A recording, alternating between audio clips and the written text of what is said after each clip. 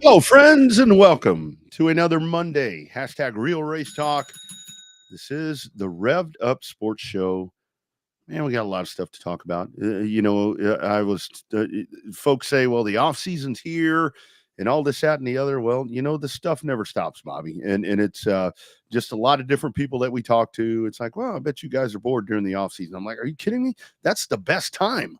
I mean, that's the best time when we get to have these little conversations that we have each and every Monday right here at 6:30 on Russ.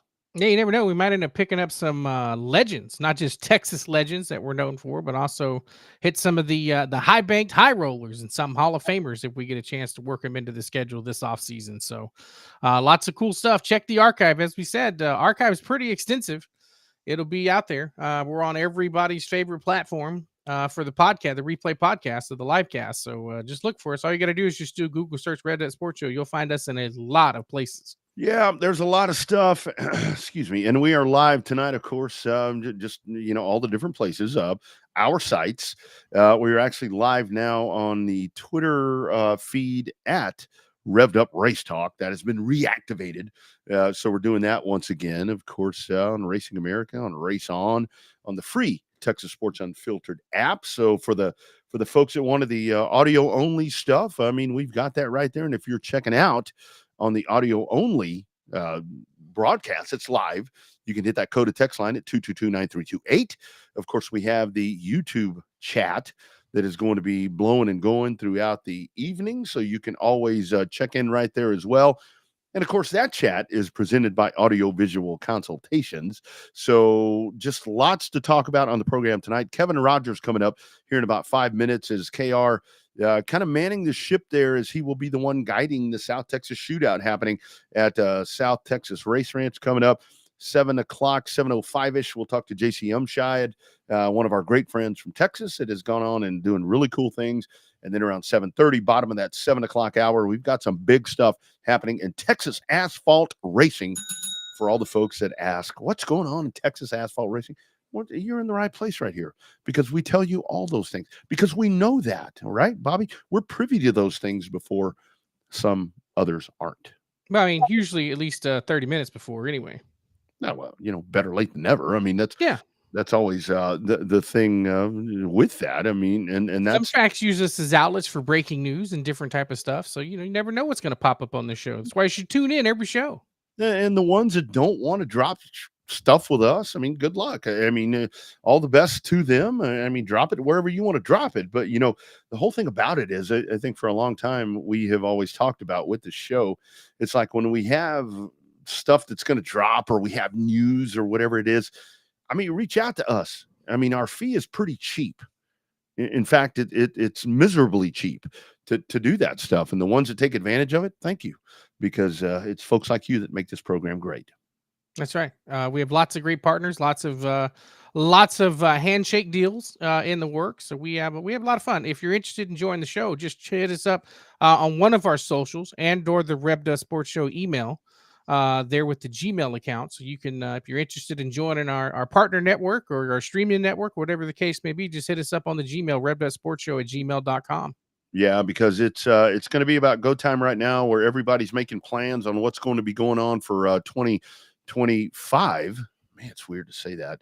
Everything going on with 2025. And of course, we with the show will be, previewing. And I'll tell you right now, coming up next week, just kind of a little tease right here. Next week, it's going to be a very in-depth. I mean, we've got a loaded program this evening that's live. We're live, by the way. When we say live cast, it's live. It ain't recorded. We're hoping. I put a video out earlier. I hope we don't get the Netflix problem happening, because that happens. And that happens, Bobby. I got to tell you, I was having a lot of moments on Friday to where people were going batshit crazy over whatever was happening right there. And I'm like, you try to produce something like that. It's going to happen sooner than later. Well, I mean, if you have 60 million people on one stream, chances are it's probably going to start buffering. Lord knows if we get 600 people on one stream, it might start to stutter a little bit. But hell, those are always good problems to have.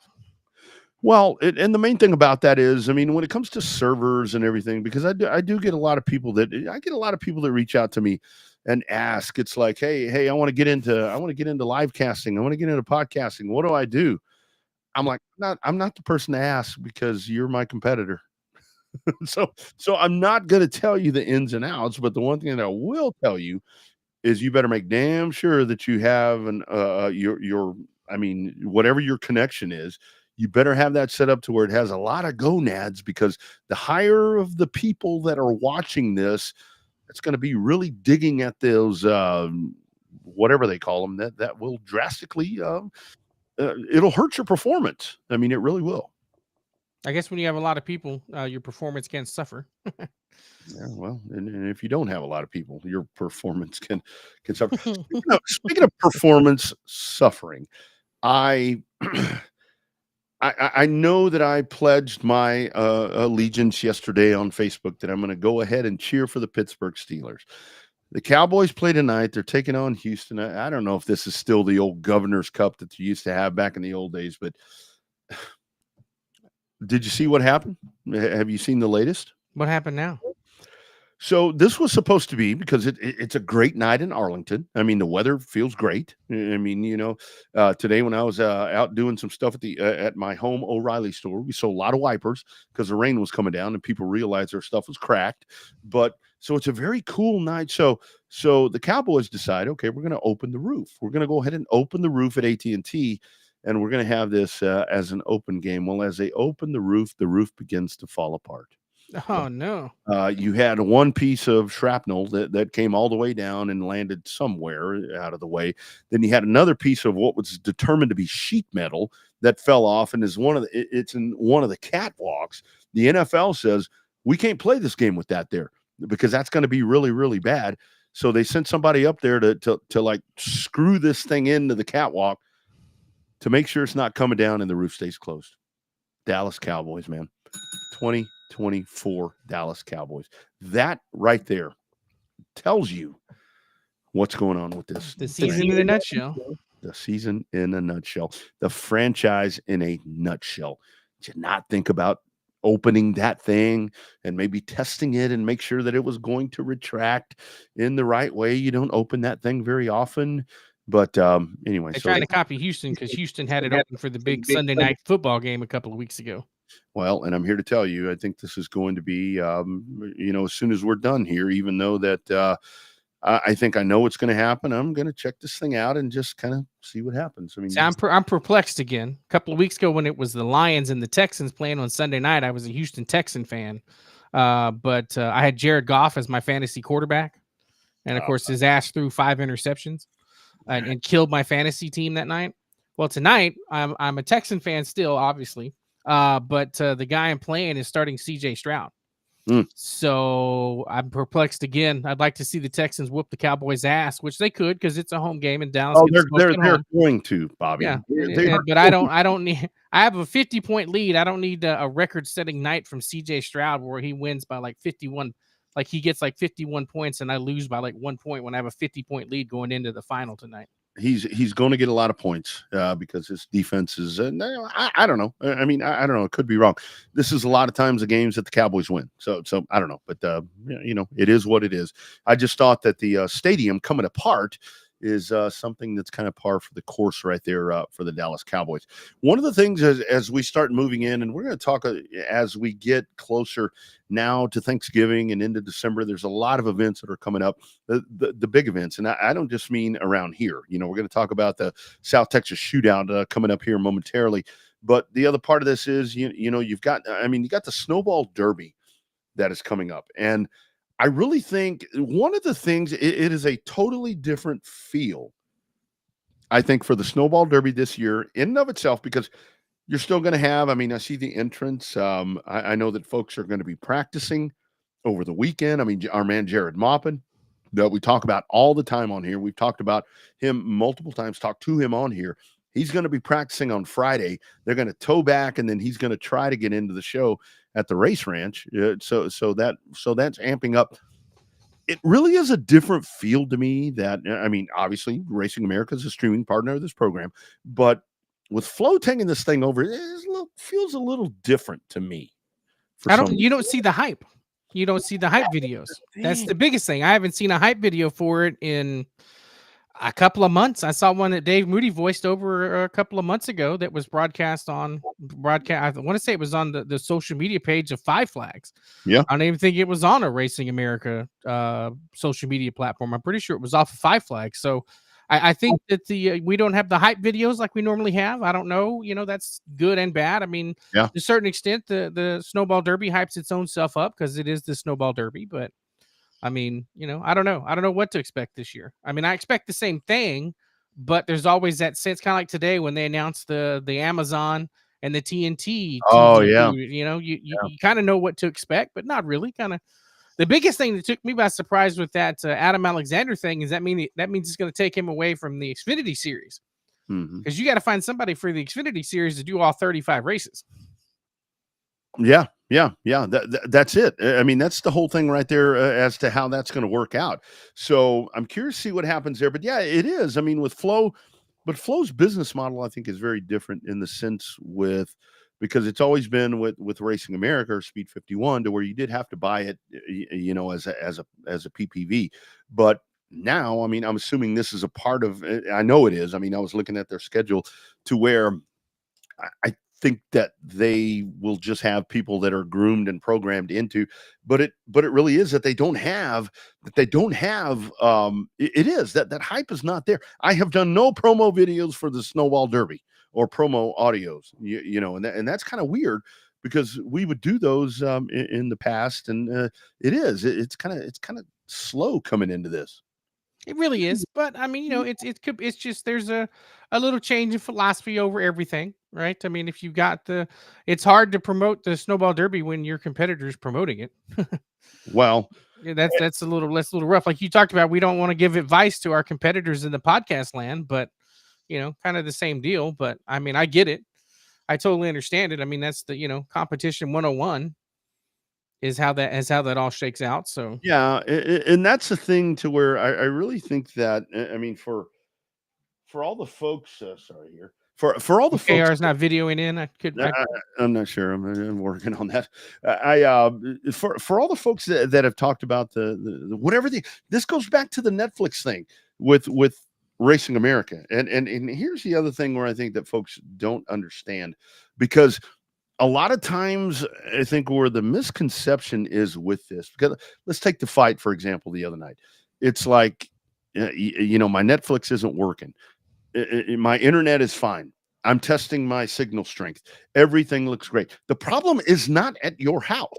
The problem is at the venue, because there are so many people. And that's like, we see that so many times, Bobby, to where folks go to a cup race and they're like, oh man, I'm trying to post on Twitter and I can't because of the damn thing. That's a lot of people jamming in on that network. That's not a Netflix problem. That's not a Racing America, Flow, RaceOn. That's not their problem. That's, I guess it is, but that's just where a lot of people are trying to jam into this thing, and it makes it really, really hard. Well, I remember when Sprint was the title sponsor of the Cup Series, they used to bring in those portable stations. We talked to some of the people there with our Aggie friend Kimberly. We used to talk to her about what Sprint was doing, where they used to bring in those portable machines, or the portable the cow cellular on wheels. where they bring in some stuff to, kind of like they bring in with some of the emergency Yeah. When areas and you have a stuff, bringing in some of those as a backup. So when you have that many people, obviously it's going to happen. I mean, obviously that fight, I mean, like we said, 60 million people watching it. It's going to put a strain on anything. it's I know gonna be, that NFL has already inquired to make sure that's not going to happen on Christmas Day.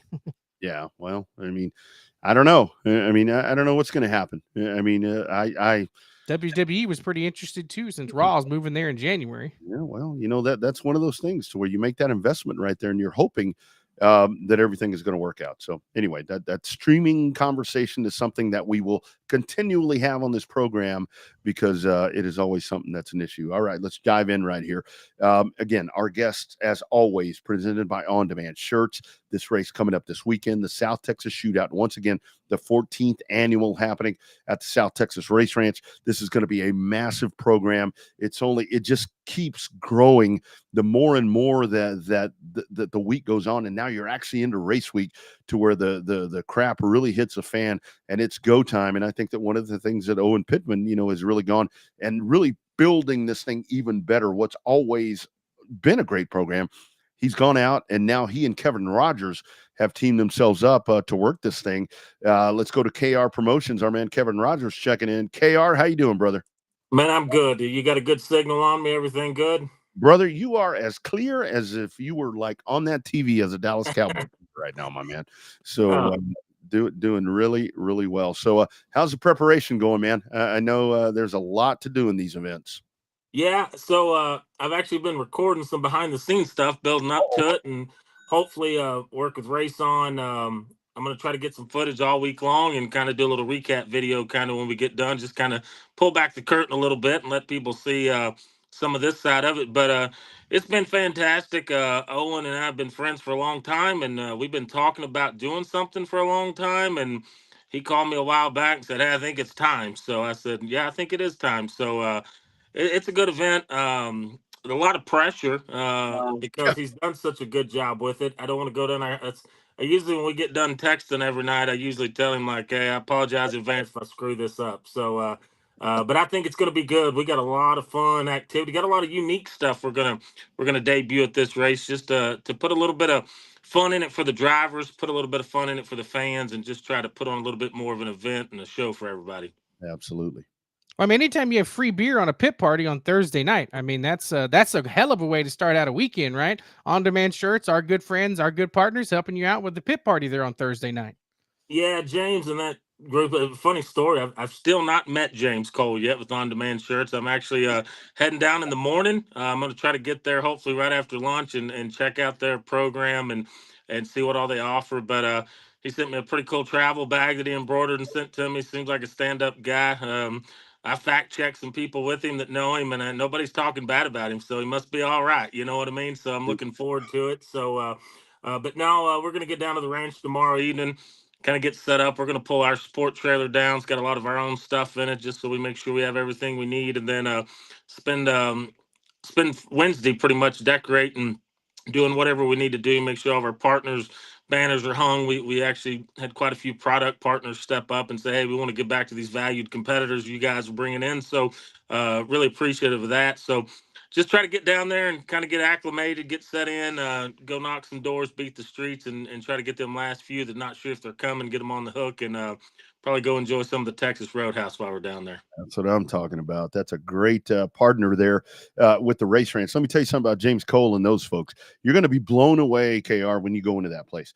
I know the first time that I went in there, they're like, "Come over here," and they just kind of teased me. It's like when you're dating that girl in high school, kind of teases you a little bit, and then it's like, boom.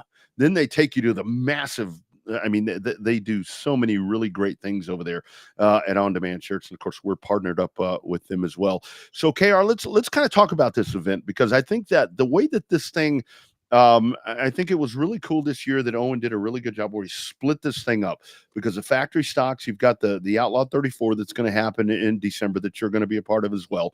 But this right here, where it's kind of a standalone event, and I think that's where South Texas kind of always gets themselves in trouble, not on purpose, but they're always head to head with other stuff. But topless limited modifieds, And dirt late models, KR, you can't get much better than that on a race show. No, it's going to be a good show. When you throw the pure stocks in there, and Yeah. we got the dwarf cars coming Saturday, and then the micro mods, they're always entertaining. But kind of a standalone weekend. I don't think there's a whole lot going on in the region, so that's pretty cool. Hopefully, we'll have a lot of eyes on our product.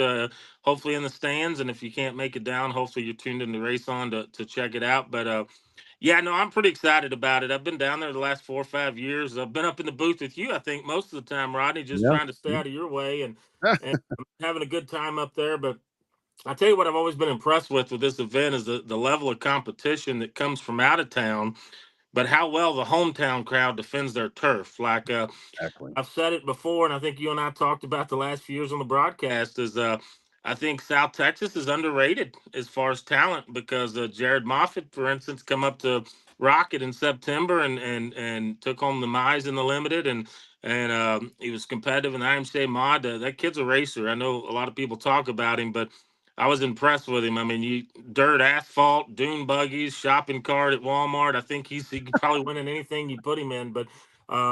So he'll be fun to watch on Saturday. Going to be down in Florida getting ready for that, and then going to fly back in Saturday and do double duty. He's going to try to put the late model and the limited in the show Saturday, coming through some LCQs and what have you. But no, I'm looking forward to it. It's a lot of fun. That's a good racetrack. It's fun.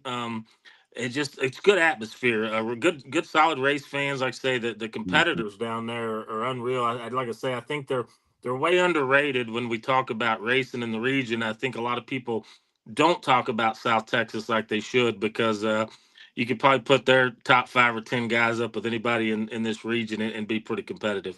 Absolutely.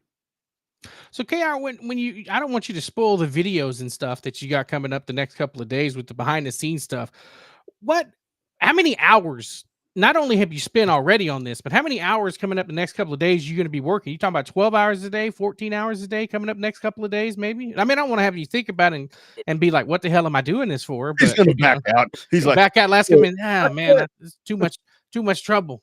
Yeah, we're hoping we're up to about 19 cents an hour on the payroll when it all shakes loose, hopefully. But no, it's we've been hard and heavy for the last 3 or 4 months. I'd say when we first started, we probably legit 4 or 5 hours a day, just because there's so many phone calls and emails and trying to coordinate and so many things that involves with all that. Owen's done a phenomenal job of picking up a lot of stuff down there in the local area. But the last couple of weeks, it's been pretty wide open with this. And then, you're talking about the Outlaw 34, and we got a trade show coming up January 4th that I'm involved in and trying to get our 2025 stuff out there. It's just, there's a lot of moving pieces here, but it takes a long time. I spent all day Saturday, putting my trailer, pulling it out and cleaning everything, making sure it was all in there, reorganizing. I mean, that was about a 9-hour day on Saturday, and yeah, phone calls. A lot of people that race apparently work night shift because you'd be amazed how many texts and phone calls and Facebook messages you get between 2 and 5 in the morning. So, guess they're on lunch break or whatever. But if we're up, and a lot of times we are, we try to it's answer them. this, So, KR. It's this. yeah, yeah. Sometimes you can tell when they've been on the Dollar Dos Equis because some of the questions don't always add up. But no, Bobby, I would say this week alone, we've been this week alone will be it'll be an 80, 90-hour week time we get to the last checkered flag on Saturday. It'll be all day tomorrow traveling, and then all day Wednesday, and then Thursday will be a full day because we want to enjoy the pit party with our competitors and get to visit with them and kind of let them know we're humans as well. So and then Friday, Saturday, everything. It's no different than playing sports growing up or whatever. To me, I think it's one thing that attracts me about the promoting thing is you have the build up and then practice night is almost kind of like the pep rally. You know what I Mhm. mean? And then you get up Friday morning and like you feel like you want to put the pads on and go play somewhere. It's like we're competitive from our standpoint as well because we want a quality show. We want things to run well. We want our people to perform the best they can. And there's just a lot of things that go into it. Like I always, for my events, I put notebooks together for myself, and I've got announcer reads for Rodney that I'll hand him, and we just want to make sure that everybody involved is getting their bang for their buck, getting their exposure, and hopefully we're not just building partners for a one-off event. We want to bring them back to the Outlaw. We want to bring them back next year. We want to take them to other venues with us. So it's a lot of time, and a lot of work, but it's rewarding. I think one of the most rewarding thing is watching people have a good time. Yeah, And that's right. I don't know if you can put a price tag on that. So, but we do some music stuff, and that's part of it too. It don't always make money, but watching people when a song comes back from the '70s and somebody covers it, and you got an older couple and they look at each other like that was our first dance or what, like that's pretty cool to be a part of. So I'm pretty blessed to be able to do what I do. I hope we can continue to get better at it, and I hope we don't let Owen down this weekend. Oh man, I know you won't. I mean, Kevin, talk about that part again. Kevin Rogers with us on the Revved Up Sports Show. You've got the South Texas Shootout. It kicks off on Thursday. You've got a free pit party. Then you got qualifying night on Friday. Then we bounce into Saturday, and that's when everything gets Western right there at the corner of old Brownsville Road and Saratoga, as I like to say when I'm up in the booth over there at South Texas. But kind of everything that you're talking about right there, KR. It really is because with just things that have changed in my life lately, I've had this word activation that's been pounded into my head. And it really is so much with this because the racing is going to be the racing. You're going to have that. And I think with the pre-registration and everything that you have here, you're going to have great counts in these classes. But putting all of this together and bringing the fans in there to where they want to come back, and to solicit the sponsors that you have for this, that's really a lot that goes into this to where people just may not understand that part. Well, and like I say, there's so many moving pieces. I don't think a lot of people, and I don't expect people to understand it, but you got to have somebody lined up to pick up the trash and clean the toilets each night. And there's so many little details that if you miss one of them could be, I wouldn't say catastrophic, but it could mess up the flow because we're like anybody else. My office is a mess, but I've got a schedule. In a perfect world, this schedule is going to happen the way it is. I bet we can throw this schedule away about noon on Wednesday. Something's going to throw a monkey wrench, but I'm glad you talked about kind of getting Western because I want to talk about qualifying on Thursday night at practice with our limited mods. Doing something a little different. Like a lot of times you qualify and you get a provisional. Fast time gets a little money in a provisional. Well, this year from 8 to 9 o'clock, we'll qualify them. We'll pay the top three. Fast time's going to get 700. Second's going to get 300, and third's going to get 200 in the time deal. We're going to bring, after they go through a tech process, we're going to bring the fast time to the front straightaway and ask him or her, do you want to keep the $700 and draw in Friday and race your way through, or do you want the seventh starting spot in the show on Saturday? Nice. That spot pays $700. So you're swapping dollars for dollar, but you don't have the wear and tear. And I'm going to encourage them to do it because then they can have the on-demand shirt pit party hangover and get after it again on Friday if they want to, because they don't have to do anything until a qualifier hot laps on Saturday. So I like doing some different stuff. Owen's kind of that guy too. He's a little bit outside the box, or actually Owen's a lot outside the box. And so I wanted to make that qualifying time trials pretty important because if you're just getting a guaranteed 25th starting spot or whatever, like that's cool. But now we're going to put you in the mix. Yep. You're going to top six lock in Friday night. If you're fast time, you're starting right behind them inside row 4. And you don't have the wear and tear on your car. So I'm hoping that'll bring some more competitors out to get out there to practice and qualify. Like I say, put a little more emphasis on time trials and making sure they understand what we're trying to do there. So, and then everybody's asking, what are you doing with the 8th starting spot? So when we open the gates on Thursday, we're going to be selling raffle tickets. There'll be $10 a piece, 6 for 50 or 12 for 100. And so here's the catch with that. We're going to draw before the LCQ on Saturday. Nice. Whoever number we pull out, say Owen's locked in 5th place on well, that's a horrible. Just say Owen he won his heat race and he's going to start 12th on Saturday night. He wins the raffle. He does not go to the 8th starting spot because he's already in the race. He has to give that spot to someone not in the race. Oh, so wow. Say Bobby's on the pole of the LCQ. He can be like, Bobby, I'm putting you in the 8th starting spot, bud. You don't have to run the LCQ. Just a little variation because I think the fans will get on board with this. I think the fans are going to think it's fun. And that's what's cool. The fans can purchase tickets as well. So a random fan really? that ticket and say, hey, my favorite driver is John Doe. He's in the LCQ. Not anymore. I'm putting him in that 8th starting spot. So it'll be fun to see how that plays out. And it's a little different. So our 4th row is going to be our fast time provisional if they choose that position, and then a spot will be on a raffle. So bring a few extra bucks. It'd be a little extra insurance if you pull that thing and have a bad night on Friday. Absolutely. That's kick-ass, man. That is badass. That is one thing we know, KR. We love the way that you and Owen work together and think outside the box. But in terms of like how does that conversation start? Like when you guys just texting and be like, I got this random ass idea, or hey, this is just, wouldn't this be neat? I mean, how does that out of the box thinking start sometimes between you two? It usually starts with, "Hey, I got an idea. Hear me out."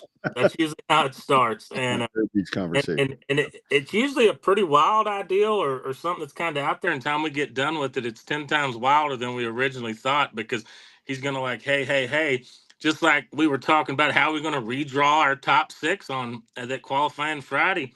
He's like, there's a gun range over here. I said, perfect. Let's take them and shoot skeet. So the top 6 are going to shoot skeet. Oh, that's Not a awesome. random redraw. It's a competition. If you want to be on the pole and you get 25 targets or 20, whatever the number is going to be, you better hit more than everybody else. So they're going to compete with that. Again, we want to encourage some of the fans to get out, hang out, come see us.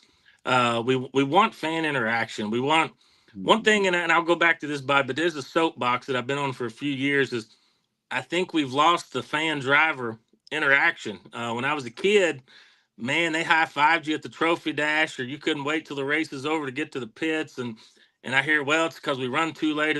And I get all that. However, we got to get better at doing stuff pre-race. We're not running behind schedule pre-race. So, and we want to speed these programs up. But man, when I was a kid and I saw a guy in a fire suit, I might not recognize him at the store, but I knew that fire suit. Had the flames on the leg, and it made me a fan. So I want to humanize these guys a little bit, and I want to get them back in front of these fans a lot more. And that's where kind of the whole skeet competition came from. And we bought a brand new shotgun, so it's all sighted in, ready to go, and whoever wins the competition gets to take a shotgun home as well too. So pretty cool deal. Owen's done some custom engraving pocket knives, so all the top 6 are going to get those, commemorate being in the top 6. So we're trying to get the fan interaction back, but we also want these guys and gals and our competitors to come. I've been using this term for a while, and I call them valued competitors, and I mean that because without the venue, we don't have a show. Without the drivers, we don't have a show. It's just a big circle, and we all got to fill our part in there. And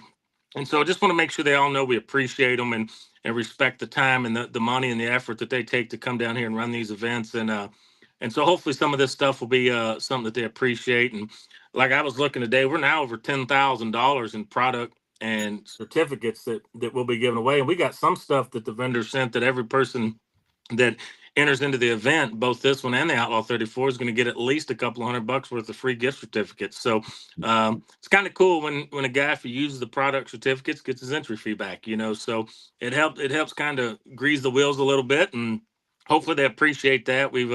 I built driver packets, so when they come check in, all that stuff that everybody's getting will be in their package ready to go, so they'll get that as soon as they check in. So just trying to turn some good old car racing into some quality family events. I'm a big fan of what the Savannah Bananas are doing. I've been studying them for years now, and you're not going to see me in a yellow suit anytime soon, but I love what they're doing and how they've used social media and how they've made the game of baseball fun again.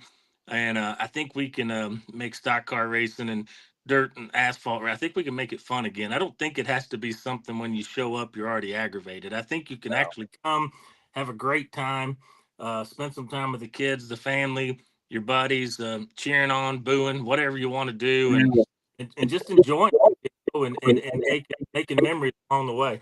Yeah, and that's a whole thing. Kind of lastly, KR, it's one of those things to where it's a double-edged sword right there, because like you talk about, when you're putting on a program, when you're putting on a race, I don't care if it's a race like this, or a weekly show. You've got your customer. You've actually got 2 customers. The customers that are in your back gate and the customers coming in your front gate.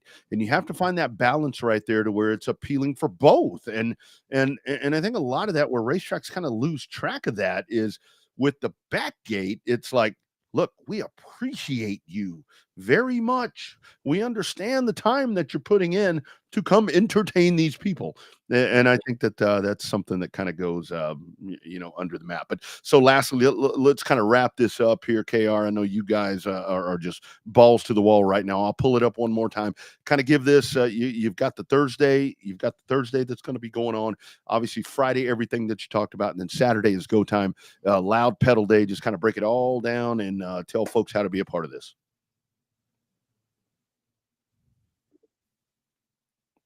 There we go. Tell folks how to be a part of this. That may have been my problem right there, Kate. Ow, shoot. We may have lost him. I think we did. I think he froze up. Yeah, he did. So we'll pull him off right there. But anyway, Bobby, there it is right there. We've got that pulled up for you right there. It's the 21st, 22nd, and 23rd. It will be the South Texas Shootout, topless limited modified. That's a lot of money on the line. Crate late models. I think that's going to really draw some Northerners down. You got the pure stocks. You got the dwarf cars. That's really all you need right there for a full show. Yeah, no, a full show both nights, so it's going to be a lot of fun with the way that it's going to work out, and the race ranch. If you've never been, it is a bull ring. It's a tight little joint, but it's fast for a little bull ring there in South Texas. So Corpus has so many things to do. It's off season for the hotels, so if you're not staying at the track hotel right there down on the seawall, plenty of really good places to stay. Down there at Corpus for the race weekend. So it's a whole lot of fun. We'll even talk to JC about some of the races back in the day, the TIDA races down there in Corpus. Yeah, absolutely. We will definitely do that. So all good right there with KR. He just sent me a text. It's all good, my man. I think we got everything we needed right there, and we will definitely continue to push stuff out throughout the week. South Texas Shootout happening in Corpus Christi. Make a weekend out of it. I mean, go out there, enjoy that Holiday Inn right there. It is on the seawall like Bobby talked about, and you can really have a good time there in Corpus Christi. All right, let's go diving in, man, because we are loaded tonight. We're talking dirt track racing right there. A big weekend, and stick around, HMP friends, because we got some news for you coming up here in just a little bit. But super excited to bring on our man. Been trying to get him on here a couple of weeks, but when the man has a super important job, it gets really hard to be able to make things work. I reached out last night. I was kind of looking through schedules, and I said, all right, I'm going to stalk him right now because I think we can get him. And we welcome back into the program. It is our great friend, JC Umscheid. How you doing, brother? Good. How are y'all guys? How are you guys? Doing well. JC, let's talk about this past weekend. You were a part of something really, really cool. I have been screaming from the rafters for 10 years that one of the baddest ass short track racers like yourself that you were, is coming right out of Texas, and this dude just keeps winning, and now he's moving on to things and he's winning championships. Kind of talk about the driver you've been working with a little bit over on the short tracks. You must be talking about Caden. That's the guy. Yeah. There. I don't, man. We got together years ago. Even when he was doing some Bandolero stuff at Houston and then Legends Cars, and then kind of got away from him there for a little bit when I moved out here the first time.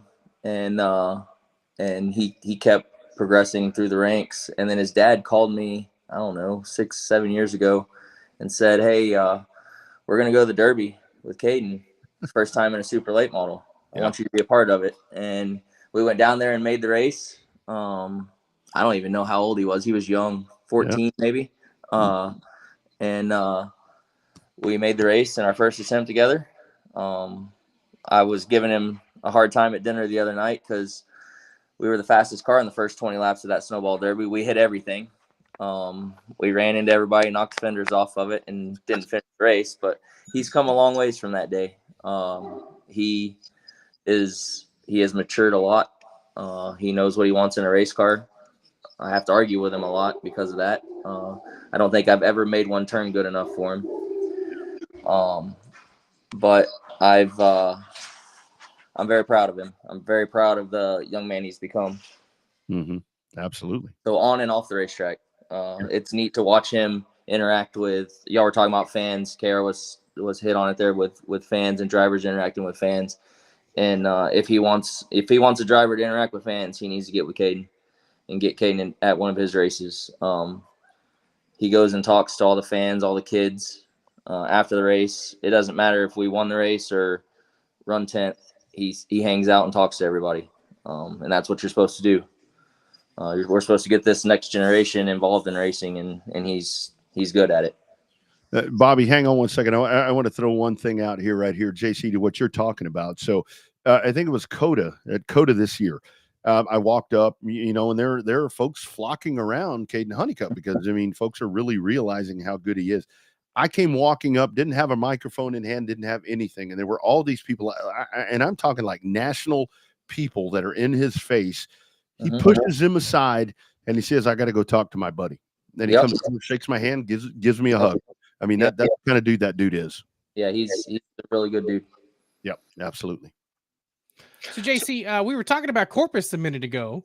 And I remember the times we used to have going down to TIDA races. Talk about that racing atmosphere in Corpus, because it really hasn't changed over the years, whether it was 20 years ago running TIDA with your dad or, going to be at the South Texas Shootout this weekend. Corpus is a racing town. What do you remember about racing in Corpus, even when you were racing down there? Chrome Horn. I don't know. There it is. That's I don't know. I loved racing at Corpus. I never won a race at Corpus. Dad won a few. My uncle won a few, but I never. I led 124 of 125 laps at Corpus, and lost it in turn 3 and 4 on the last lap of a Rumco or I guess it was USARA race there. But Chris Davidson ended up winning that one. But I love that racetrack. I grew up racing at Longhorn Speedway, so that's where I learned to drive my first ever car. Dad took me there for a whole off season, and we tested in a Legends car there. And so I love the bull rings. That's good short track racing. We were always fast at Corpus. We were always fast at Longhorn, Wichita Falls, all the quarter mile racetracks, but never got a win at Corpus. Yeah, that was quite the place right there. Yeah. Those walls would jump out and get you for damn sure. Is it still around? So like when we were at COTA, I went by Longhorn, and it's just a dirt circle anymore, but I'm assuming that's what Corpus Christi's like now. Bits and pieces. You kind of hook over right there off Agnes and hit Flato, and you'll see it. I mean, there's still some stands. They've kind of started taking it apart. I mean, it was one of those things, JC, to where it's like, okay, they're going to take it apart, and they're taking it apart slowly. I'm like, if you're going to knock it down, just knock the damn thing down. Do it. Rip the Band-Aid off, for crying out loud. JC, I would love your opinion. I mean, especially working right here, working with Caden and the team there. Your thoughts on the late model stocks, because there's a lot of conversation in short track racing with the supers. We got the Snowball coming up. You got the Big League 128 that's going to be coming up right there.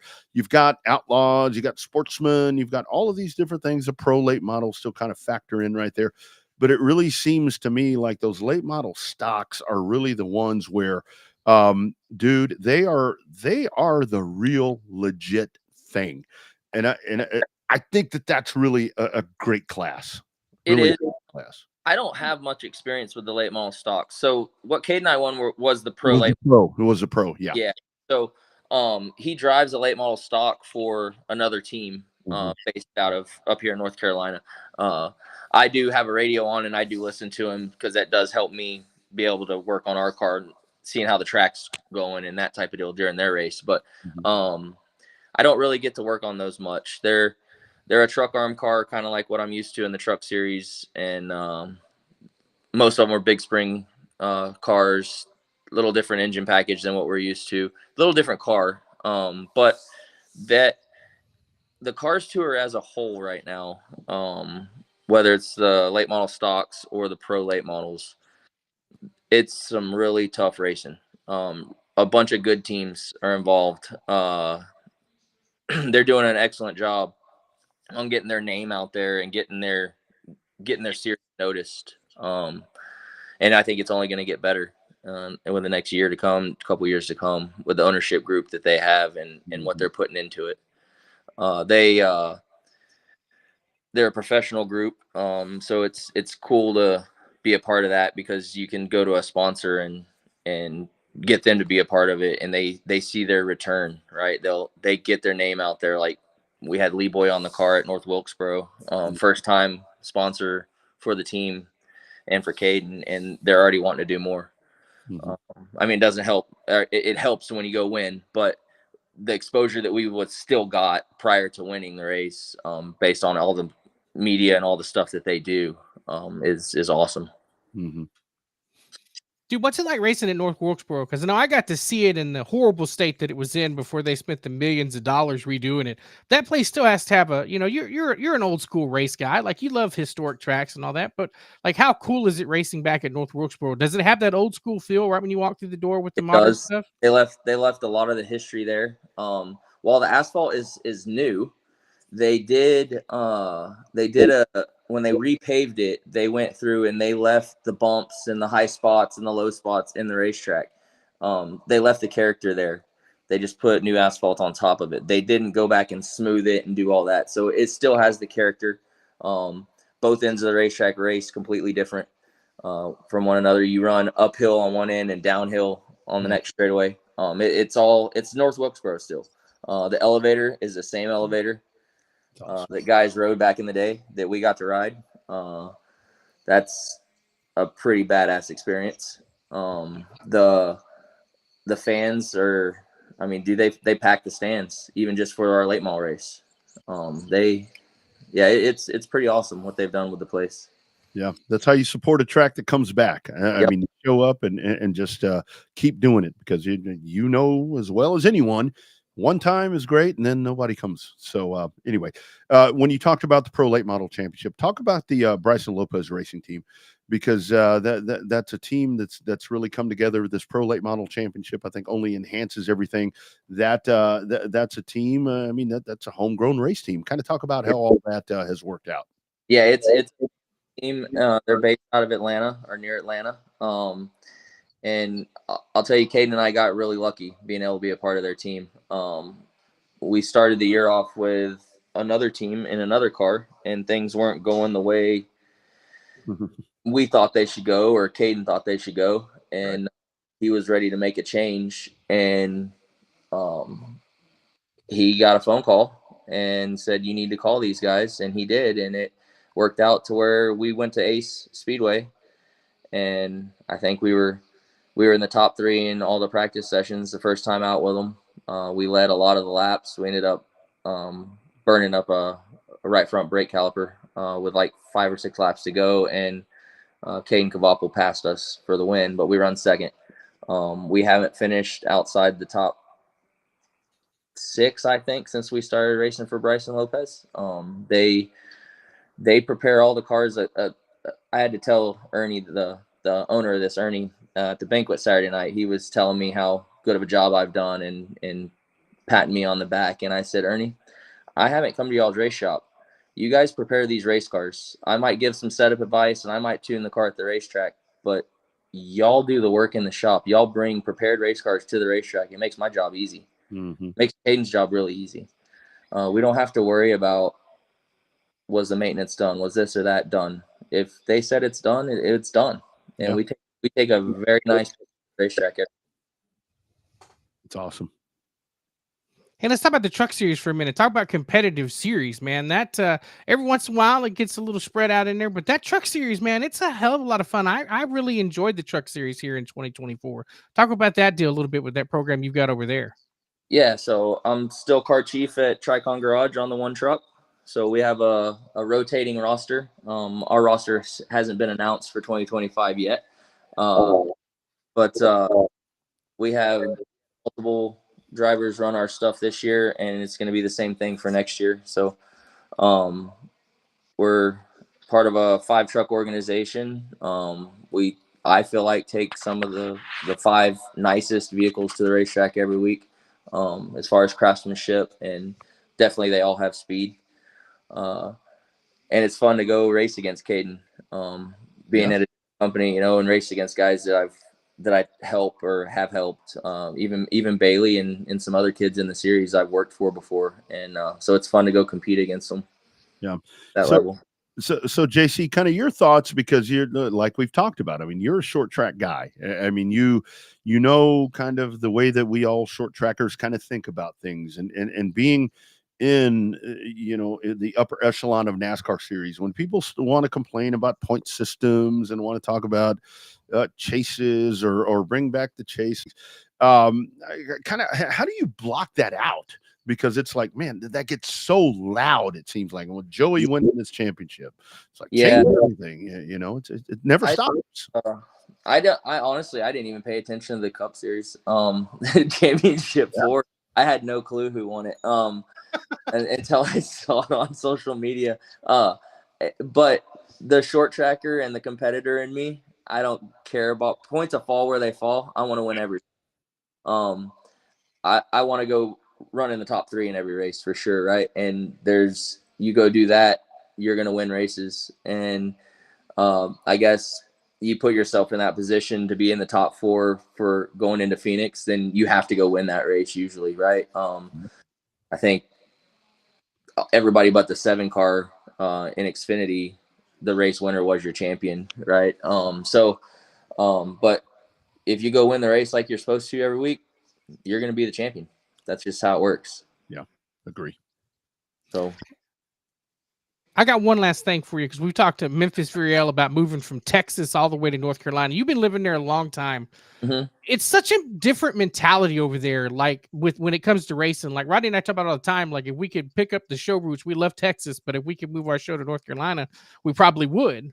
yeah, But like over there, it's so second nature, because it's on every newscast. Every sportscast has something with NASCAR. You've got Dell Jr. mayonnaise bottles over there. You see the cardboard cutouts at every Food Lion and Piggly Wiggly and all of that. Talk about that transition for you when you first moved over there. Like it's got to be, it's kind of got to be a culture shock to a certain extent, because you're like, man, I love it, but now I'm right smack ass in the middle of it. What was it like for you when you moved over there? Well, early on when I first moved over, I told my dad, I was like, man, it's a shame we spent this much on shipping parts back and forth across the country all the time. Right. I could drive down the street and get what I want. Like we didn't have that, right? We had to next day air it usually if we wanted it in a timely manner. But no, it is different. There's a lot of technology here. There's a lot of information to be had, and I kind of wish I would have done it sooner. Just because of that, right? And getting into that knowledge and earlier in my life. So it's like everywhere you turn, there's another race car, another type of race car, or another part or something like that you can get and utilize, right? So it is different than what we had back home.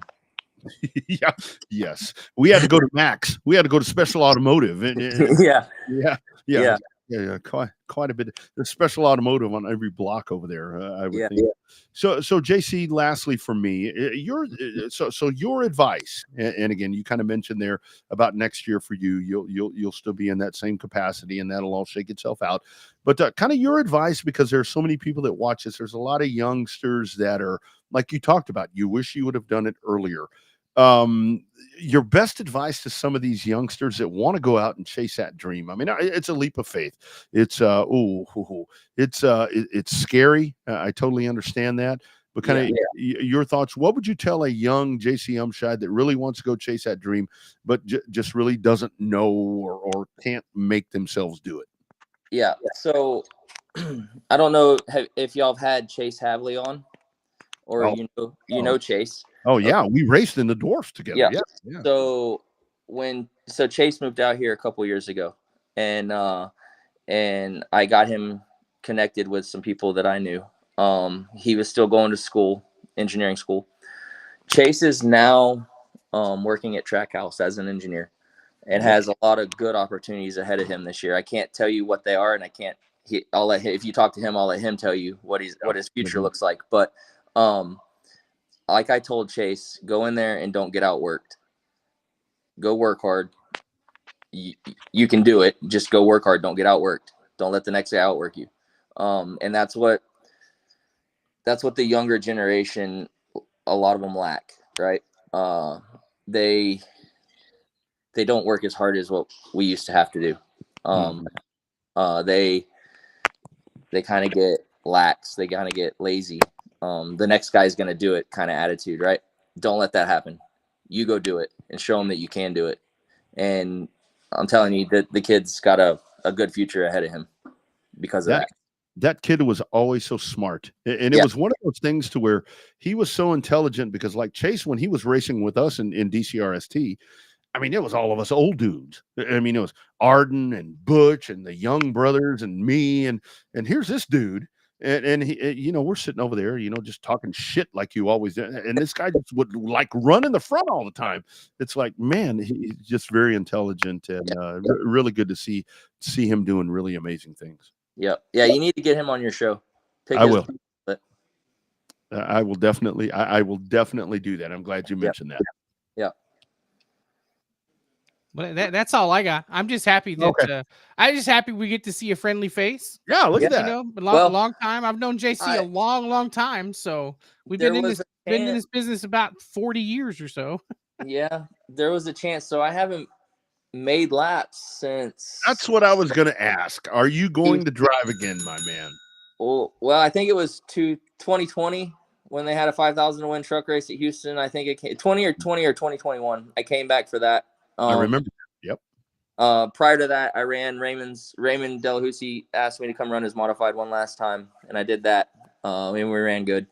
I think that was 2009. But there was a chance that I was going to run a truck at the Derby this year, but I don't think that's going to happen. I have too much work going on, and I don't think the truck's going to get done. But if they have a big race at Houston next year and I have an off weekend, the plan is to come back and run a truck at Houston. Nice. So nice. Well, stick around. Hang a few more minutes after we're done. How hard is that part for you? Because we talk to a lot of guys to where it's like they're just amazing dudes behind the wheel, like you are, and it's like, but you've got these other things to do. We talk to the dirt guys here in Texas. It's like, man, I want to race, but I got to take care of all these customers. I mean, how hard is that part for you? Where it's like, God, I want to drive, but I got to do my work. Well, like helping Kate here and working for him. As long as he'll listen to me and we go win races, that's just as good. That's what I'm saying. So, yeah. Yep. Good stuff. As long as I can be a part of that, Yes, and know that I had a hand in it, that's just as good for me. Absolutely. JC, my man, congratulations on all the success, making us proud back here, doing those really great things. When you see Caden, when you talk to Caden, give him a big old slap in the ass from us, because he done good. We're going to go back down to Pensacola Thursday night and test Friday and Saturday. So I'll see him there for sure. Absolutely. Sounds good, man. Good luck at the Derby. You guys go kick some ass again. Thank you. All right, man. Take care. Bye. You bet. There he goes. JC Umscheid. That, man, really, really cool. You know, where it's like when the folks want to talk about where Texas has kind of cooled off or whatever when it comes to pavement racing, it's when we get those dudes in there where it's like, yeah, we may have cooled off a little bit, but our guys are doing really good things. And JC, they're with the truck series like he talked about, and with Caden. I mean, Caden is the guy that I think is really going to do some special things, I think, here very, very soon. I mean, he's by far leaps and bounds Already. the next big thing, right? Yeah. He's that 20-year overnight sensation, right? Everybody forgets that he raced forever, you know, and moving up the world. Hell, JC ran one of Kirby's cars in an ASA late model race in San Antonio one time. So that's how far back that relationship goes with the Honeycutts with JC. So that's you know, that's a cool deal to see somebody with the knowledge and see a homegrown talent make it over in the Cup Series, because you don't always have to be everybody wants to be the race car driver, right? Everybody wants to get all the accolades and everything else, but it's nice to know when you show up at a racetrack, people know who you are and know that you're going to kick ass when any position that you're at, whether that be the car chief, the crew chief, the engineer, whatever the case may be. If you're associated with a winning team, that's what means the most when you show up at the racetrack and everybody's like, yep, they're the ones to beat this week. So yeah, that's a cool feeling in its own right? And that's the other thing that I think about when we talk to all these guys that have come out of Texas, because when it comes to the questions about Texas pavement racing, it's like, I mean, there have been many conversations that I've had with people, Bobby, where it's like, you know, when I start naming off names, I mean, when I talk about JC and I talk about all the different people that have made their way out of Texas, and maybe they're not behind the wheel. I mean, maybe they're not, but they contribute. And just think about that. When you've got an Umscheid, when you've got JC Umscheid that learned from this group of people that we have talked to so many different times on this program over the years, when you got a dude like that is in one of these upper echelon series, you absolutely know that he's going to be good and pass that on. And when he takes in a dude like Caden Honeycutt, and I don't think that we mentioned Bailey enough on the program, because that's another guy to where it's like Bailey Curry is just a natural talent that does really, really good things. And he's in a good situation. You need a lot of parts and pieces to come together. And I think we all understand the way that NASCAR racing works, to where it's like, yeah, you can drive for whoever, but there's a lot of it that has to work out. And it's that relationship part, like JC was talking about with Honeycutt. It's like you put those two together and boom, it works. It's a great combination. It really is. And I think, when you have the old school mentality like JC's got, with all the new technology that he has access to, that is a lethal combination. And obviously it showed, right? Obviously, you got the good, like he said, I make setup changes and stuff, but when you have the right setup and the right team, like putting cars together, and like Kevin Harvick should quote this and put this on a shirt: you can't make slow cars go fast. Yep. And so the fact they've been able to kind of put their stamp on it, coming in and being as competitive as they were right out of the box, and winning that championship and winning the race at North Wilkesboro, that was pretty cool. Yeah. Like I said, Caden's been on the show multiple times. Me and you've been texting back and forth trying to get him on, but he's always busy doing something racing related. So he's not fun. He's a hell of a good guy. And well, both of them are, JC and Caden, both of them. It's a good combination to see. They're going to do great things. Yeah, Continue to do great things. Yeah, and that's the whole thing when you think about. I mean, look at this. I mean, it's that relationship building right there that they talked about, like JC was talking about. I think one of the coolest things that he said right there was where at the first part of the season, when Caden had a ride, and it was like, something just isn't right here, and then they find, with the Lopez team, to where it's like, maybe it's not, you insert the name right there, but that team put themselves together and they put the right people in place. And it's relationships, it's team building, it's believing in each other. It's JC talking to him and coaching him through things that are really going to make this run epic. And I think that the sky's the limit right now for Caden Honeycutt. Before we talk about Houston racing, because I think there's a lot of people that are on here waiting for that. Before we do that, we talked about the South Texas Race Ranch coming up this weekend. With the South Texas Shootout. There's only one way if you're going to be in the grandstands there and you want to really dig in there to know what's going on. I mean, you can listen to the PA guy, you can listen to try to figure out what's going on. But I mean, a lot of times when the race is happening, you can't hear whoever's up there. The one way to do that is with My Race Pass. Here is how you can download My Race Pass today and be right in the middle of the racing action. Welcome to the My Race Pass app, the #1 app for motorsports fans. We want to make sure you get the most out of your My Race Pass app experience. With your new free account, you can use the My Race Pass app to see race day information, including event entries and official lineups and results for over 600 organizations across North America. You can also see track information and purchase online event tickets for select tracks.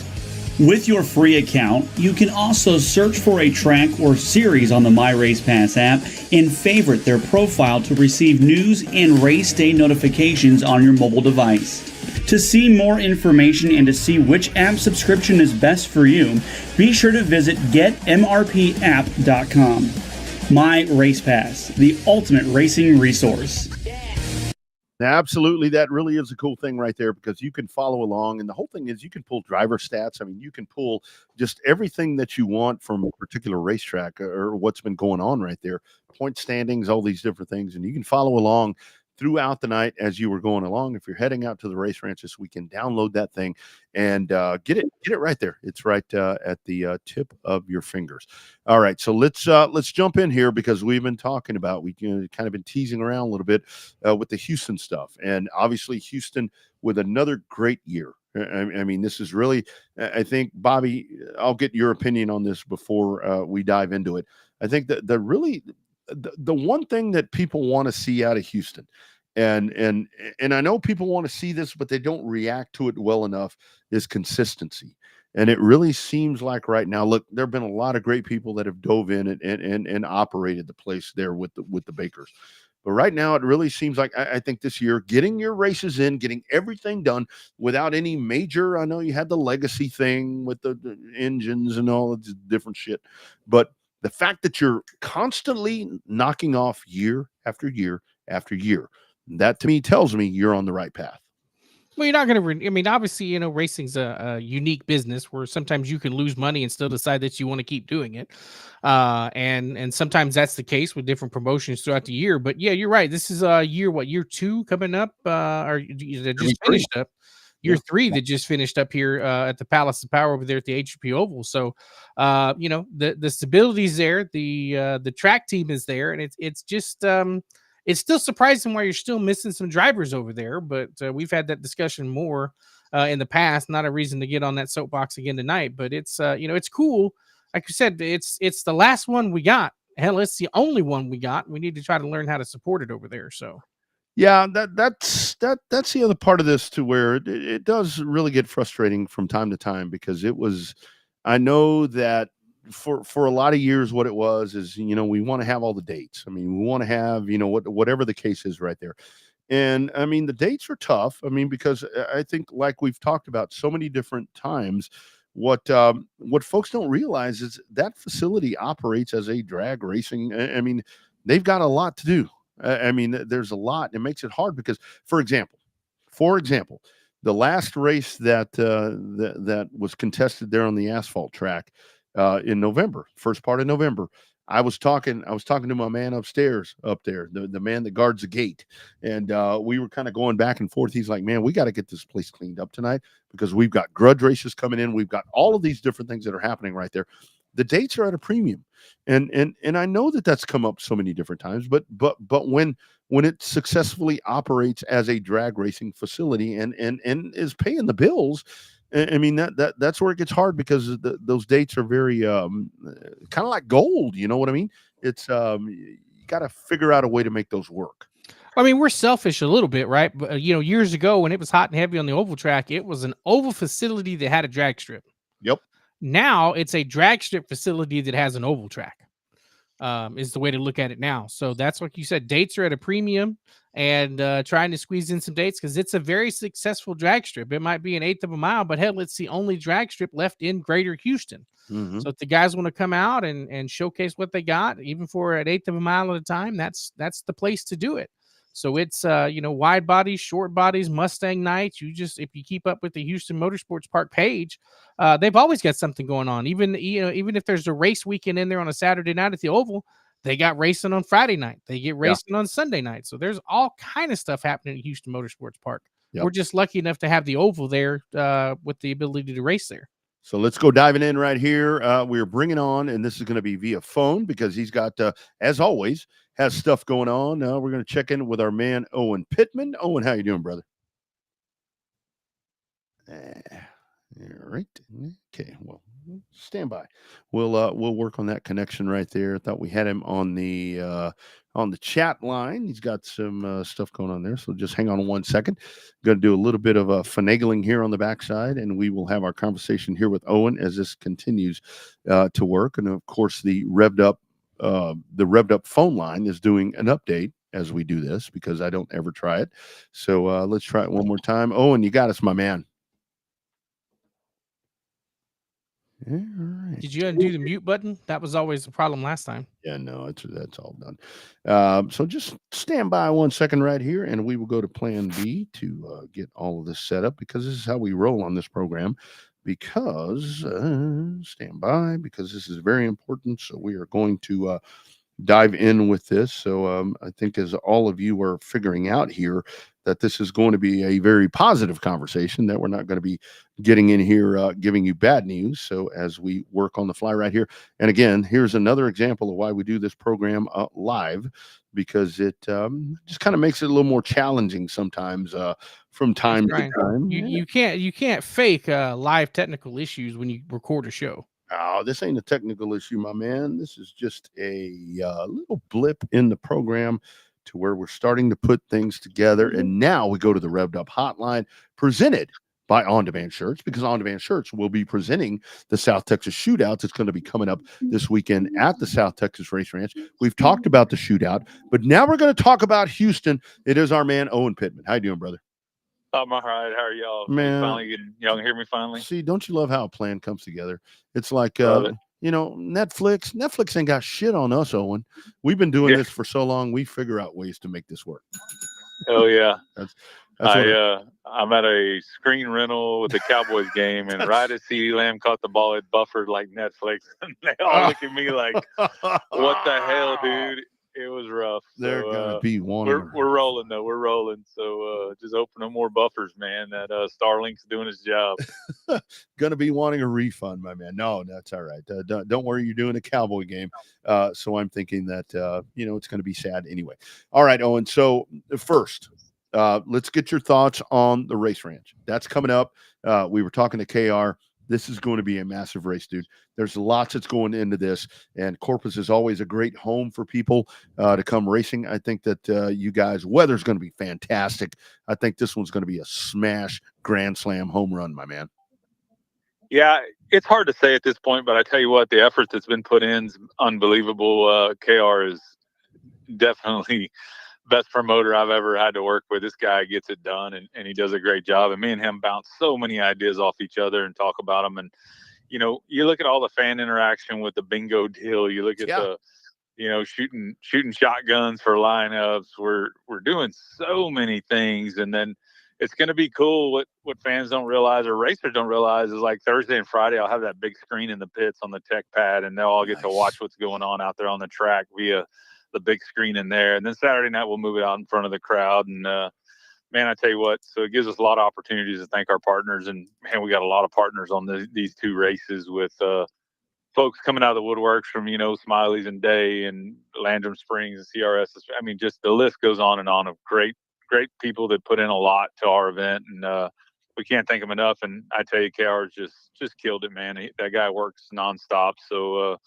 super stoked to be working with KR and KR doing his deal here in Corpus. And I tell you, this race, what I see is a lot of fun. I'm at a point where I don't care if it wins, lose, or draw. What I care about is everybody has a damn good time when they come here.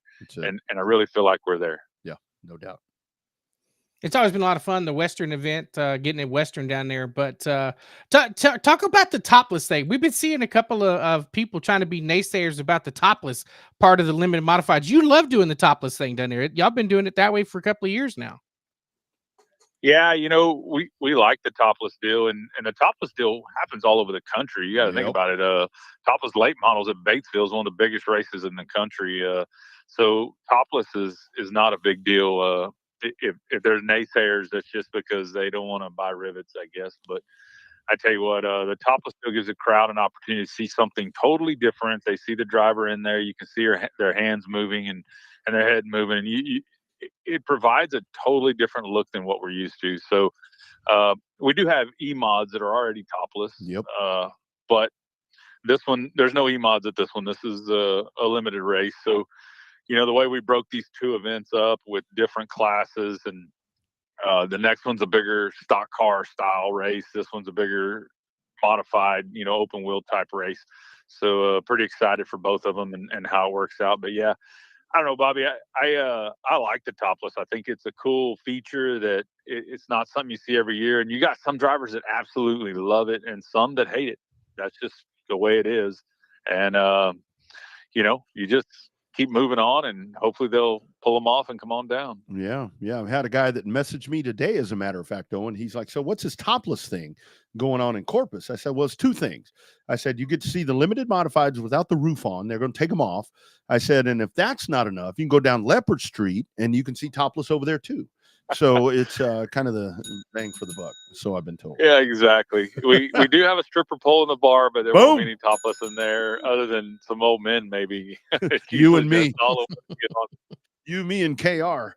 Yeah, Hey, whatever it takes to bring the fans in, baby. there's a menage a trois right there. You, KR, and put a poster out, my man. Put a poster out. And right quick before we get to the pavement part, late models. I think that late models in this as well. I think it's a great time with a good purse and great promotion to be able to get some of those Northerners, man. Come on down. It's an open weekend. Come race some late models in Corpus. Yeah, excited. I love the late models. They're a big piece. The screen just locked up buffering here or something, so I'm like in a panic. You're only on audio. That's your that's you know, my big screen attached to the truck behind me with a whole group of people wondering what the hell's going on. Sorry. Yeah, the late models are a big deal. So, you know, I've been running the American Crate Late Model Southern region for a while and whatnot. So it's important to have the late models doing a showing here and paying them well to come down. And I hope we get a good crowd. You know, it's only an 18 to 20 crowd. You know, 18 to 20 cars is the norm in this deal. It's not like, you know, the nice part when you're paying thousands and thousands to win is your goal is to have a lot of cars to help with that. But the late models ain't going to bring that, but they're going to bring the show. They're going to bring what the crowd really enjoys. And the crowd down here don't get it enough. Yeah, I agree. Yeah, no, the late models will put on a show for sure down at the race ranch.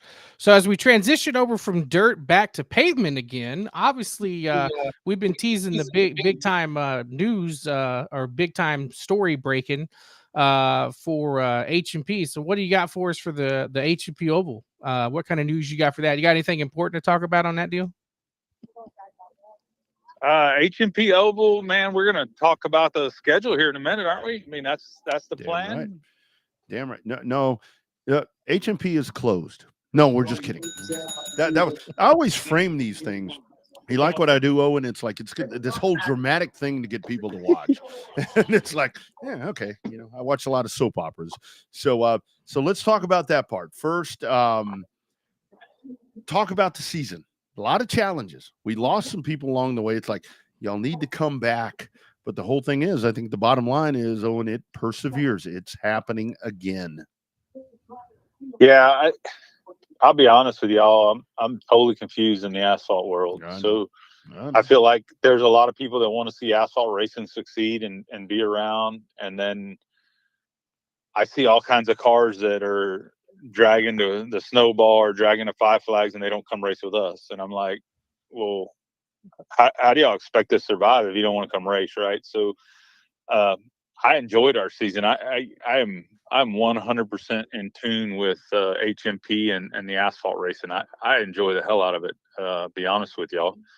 So it's just something totally different to me. And of course I grew up on CC Speedway. So to go up there and run asphalt, and that's, man, I'm stoked every time. I love it. And you know, KR came for the first time the last race, first time been to asphalt in 30 years, and he wasn't 100% sure about it still, but he enjoyed it. He said it was fun. The fan interaction was great, and the fans were good, you know. So I don't know. I wish drivers would get more behind it than they are. There are some and some great people involved that help out a lot, but there's a lot of drivers that could really step up and say, hey, we're going to come support this deal because it's here in Texas and what we want. Unfortunately, there's man, we lost some really great racing families over the last 2 years that all of a sudden don't show up no more. And I don't understand why. But I see them going to the Snowball Derby. You know, I'm going to travel 2,000 miles or whatever it is, 1,000 miles, but I'm not going to race right here in Texas. It makes no sense to me, but y'all know how it goes. And Owen, it's kind of always been one of those things for me. Sorry, Bobby, because I'll forget. It's always been one of those things for me to where, like, to go run the Derby, to go run the Rattler, to go run the All-American 400. I mean, all of these different races. That's when budgeting and all that's a lot. That is a lot that you are saving to go do that when you have something right here in your backyard. And let's be pretty candid right here. Your chances of doing well are much better to go race in Houston than going to race the damn Derby. You might not even make the race, you know, when you go to the Derby. I mean, you've kind of got something right here that it's waiting for you to come enjoy it. That's my thought. Yeah, that's exactly right. I mean, you think about what it costs to go to the Derby. I mean, period, all the way around. And it's the amount of tires you need, the amount of everything is like super tough versus you could race here on a regular basis. and it'd be fine. Yeah, I don't get it, honestly, Rodney. So Yeah. I struggle with that, but I'm not backing down. We're not quitting. We're moving forward on a constant basis. Yep, absolutely. Owen, so let's dive in. I mean, here we go. Last year, it was one of those things to where people wanted all these dates. They got all the dates. I will say the crowd, great. I mean, the spectator racing and all that, I think really helped. Legacies, legends, all that, the little cars that we like to call them, they really magnified that program. But let's talk about what's coming up in 2025. I got to tell you, I like these dates a lot. Yeah, you know, I got hit up to try to work with, and if I get loud, I apologize. all I'm right. out here trying to work on the screen while I'm trying to do this. Oh, shit. So I got a lot going on here, guys. But Yeah. so I got hit up by some folks from Mobile, you know, about, hey, can we work together, blah, blah, blah. And man, I like that model, and I'm willing to work with anybody. I really want racetracks to work together. It just adds a level of professionalism when we could all work together and make racing better. But we don't have that option in Houston. Dean's number one thing is that drag strip, and I respect that because that's his money. You got to make money, and we go to work every day, every one of us, to make money. Well, Dean makes money at that drag strip. He don't make nearly the money at that circle track. So we're at a situation where whatever dates he gives us, we're damn proud to have, and we're going to make them work, and we're going to do a good job. We're going to bust our ass. Me, Mike Meekum, Rodney, you know, all of us are going to bust our ass to make sure that we put on an excellent show on the round track, and hopefully that Dean sees it and wants us back, which he does. He loves us. He's super happy with the product we bring to his facility. So can't say enough about, you know, hey, the dates are the dates. I can't change them. I can't do a whole lot with them. I'm proud to have them at this point. Absolutely. Yeah, because and looking at the schedule, it looks like, you know, once a month is going to work. I mean, there's not an excuse for, oh, well, you know, we didn't have enough time to get our car back together, or, oh, it's sitting in pieces because we didn't know when we were going to race.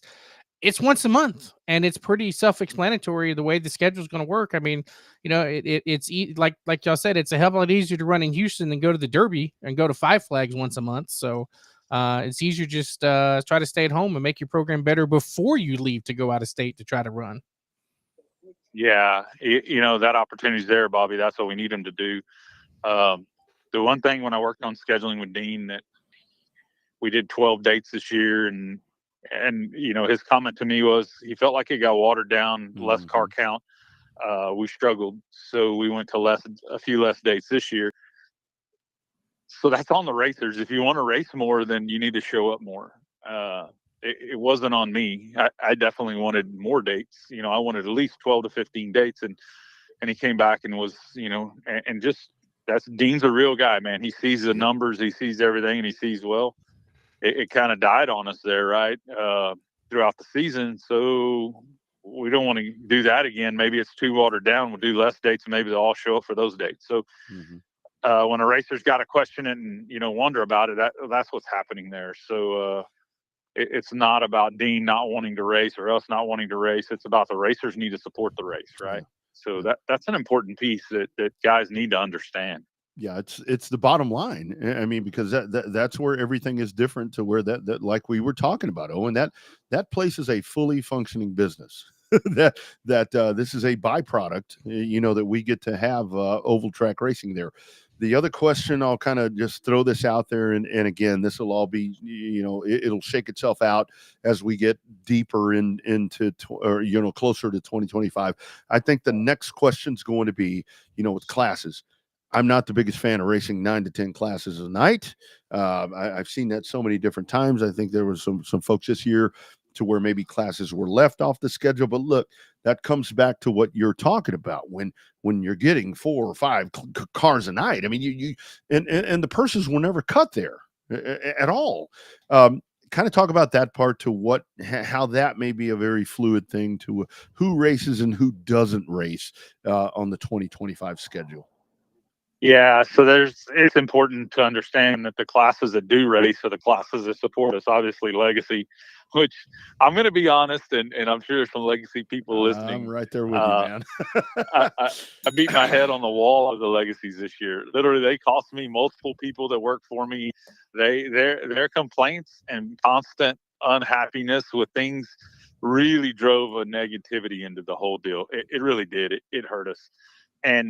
But they're the largest class we have, so we sure want them there, you know. And the Legends has grown unbelievable, right? But you know, trucks and mods and some of those classes, they weren't happy to get cut. But if you can't bring numbers, then why do we have you at all? That's what you would find at a dirt track or somewhere else that's a functioning business, like you say.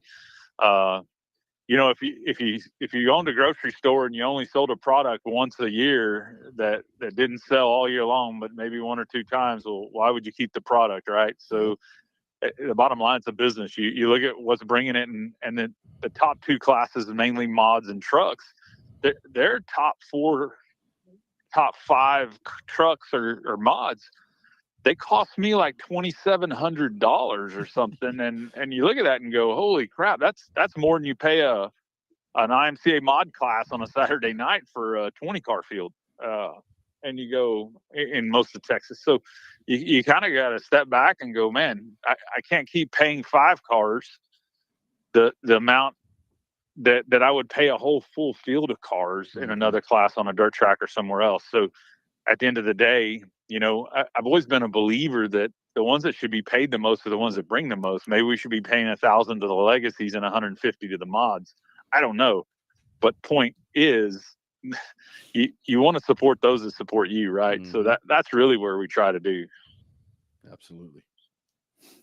I know I looked at buying an eco stock, but I got overruled by a couple of different people. So maybe I'll look into the Crown Vic class if you have that class back next year.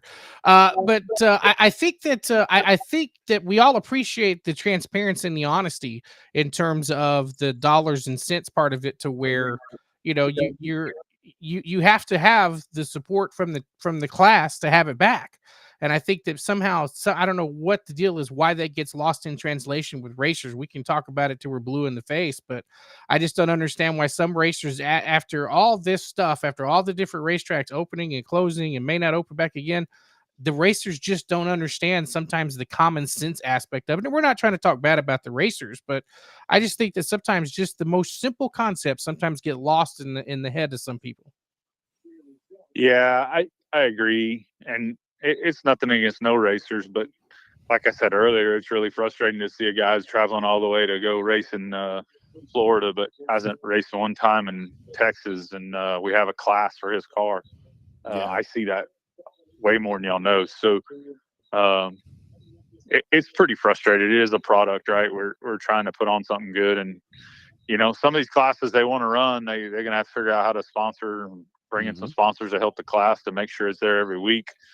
We want to look a little different, you know. I do, and talking to Mike and others, that I'd like to get bandoleros going, and you know, here you go with, I agree with Rodney, 8 or 9, 10 classes, but we don't really want that. But we also want the kids, we want the lower classes to be right there going at it, you know. So we want to keep growing the sport. Yeah.